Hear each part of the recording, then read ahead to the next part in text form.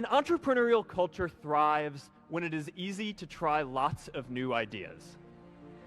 Facebook wasn't the first thing I built. I also built chat systems and games, study tools and music players, and I'm not alone. J.K. Rowling got rejected 12 times before she finally wrote and published Harry Potter. Even Beyoncé had to make hundreds of songs to get Halo. There are many more ways to fail than to succeed. So you have to explore. Particularly like for a rocket, there's like 1,000 ways a thing can fail and like one way it can work. So you could have a lot of rocket failures to explore all the ways in which it could fail. Failure is not a big stigma. So it's like if you try hard and it doesn't work out, that's okay. Like you can learn from that and do another company, and it's not a big deal.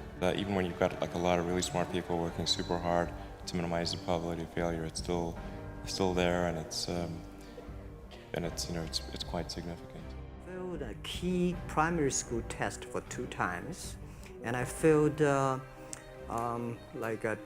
times for the middle schools. So I applied jobs for 30 times, got rejected. I went for a police, they said, no, you're not good. I went to even the KFC, applied for Harvard for 10 times, rejected. We grow from 18 people to 30,000 people, 18 people in my apartment, to now we have 4 big campers. We have over 100 million buyers visiting our site, shopping our site every day. It doesn't exist. It's not existent. What the hell does that mean? Seriously, what does failure mean? It doesn't exist. It's a figment of your imagination. If you fail on Monday, the only way it's a failure on Monday is if you decide to not progress from that, right? So to me, that's why failure is not existent. Because if I fail today, okay, I'm gonna learn something from that failure, and I'm gonna try again on Tuesday.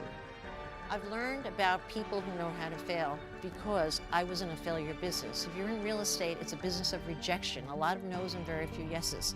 And I made a study my whole life of trying to figure out why I had certain salespeople earning $3 or $4 million a year selling apartments, and then I had someone on average making $65,000. What's the difference? I studied and studied, and this is what I found. It was never the contacts I came in to the business with, which is what the common culture believed, because that evened out after the first year. It was never how hard they worked, because some of my worst salespeople worked the hardest. The only difference between the people that were hugely successful and those that were not, were they took less time feeling sorry for themselves. They almost had a lower IQ, so that if you smacked them and hit them down, they popped back up and said, I'm so stupid, hit me again. I've learned to think of failure after everything I've done in life as a lucky charm, as a little, like a heads up, a little bright light. Because you know what? I have never had it where I haven't seen that the flip side of that is always the biggest opportunity. It just has happened that way for me, my whole life, right? And I feel that my own personal ability to handle rejection is more largely responsible for every success I've had than anything else I've done in business. I've lost almost 300 games. 26 times I've been trusted to take the game-winning shot and missed. I've failed over and over and over again in my life. And that is why I succeed.